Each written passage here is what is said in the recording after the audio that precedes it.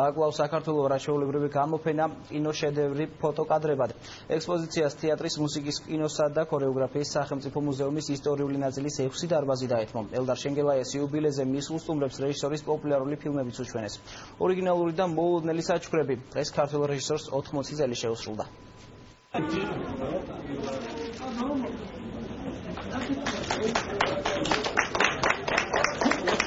ორიგინალური პრეცედენტი ქართულ რეალობაში ეგრეთ წოდებულ უკვდავთა თაღში ელდარ შენგელაიას ანაბეჭდი სამუდამოდ დარჩება.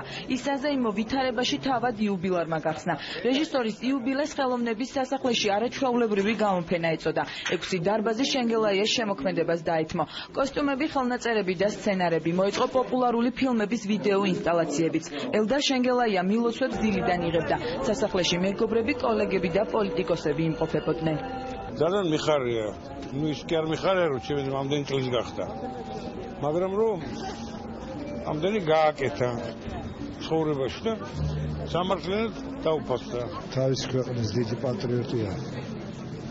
ამ ხრივ იყოს ისეთი საქართველო, როგორც მას ენატრება და ამას უსურვებ და რა თქმა უნდა თავის საქმე აკეთოს, რომელსაც წარმოუდგენლად წინოლეთებს. აი, ნამდვილი ღირსეული შვილია თავისი წარმოუდგენელი გენიალური მშობლების. ეს არის ქართული კინოს კლასიკა. ეს არის ადამიანი, რომელსაც ცუდი ფილმი არ გადაურია. ყველაფერი რაც გადაიღო, ეს იყო ყოველთვის თითქმის ახლის აღმოჩენა.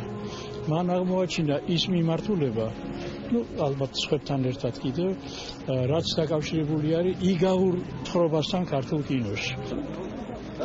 ელდარ შენგელაიას 80 წლის იუბილეს საქართველოს პრეზიდენტმა მიულოცა. ქართველმა რეჟისორმა საჩუქრებიც მიიღო. კინოსახლმა მას ცარცმფრენი კულტურის სამინისტრომ ოქროს კამერა თბილისის მერმა სიგელი უსახსოვრა. მიხეილ სააკაშვილმა კი როგორც თავად უწოდა გენიოსი ბრწყინვალების ორდენით დააჯილდოვა.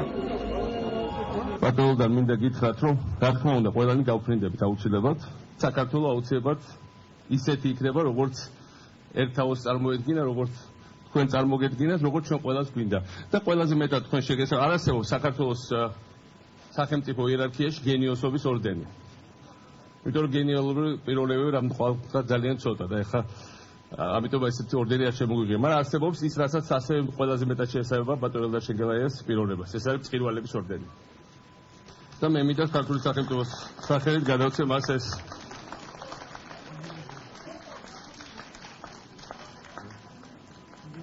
მე მგონია რომ ბატონ ელდარს წინა აქვს კიდევ ბევრი სათქმე და ჩვენ ამას ველოდებით. გილოცა ბატონ ელდარ, ძია ელდარ და მე მგონია რომ სიყვარული არის ვერტიკალური და ბრუნვარი. მე მინდა კულტურის სამინისტროს სახელით ოპერატორი სამახსოვრო საჩუქარი გადავწე ბატონ ელდარს.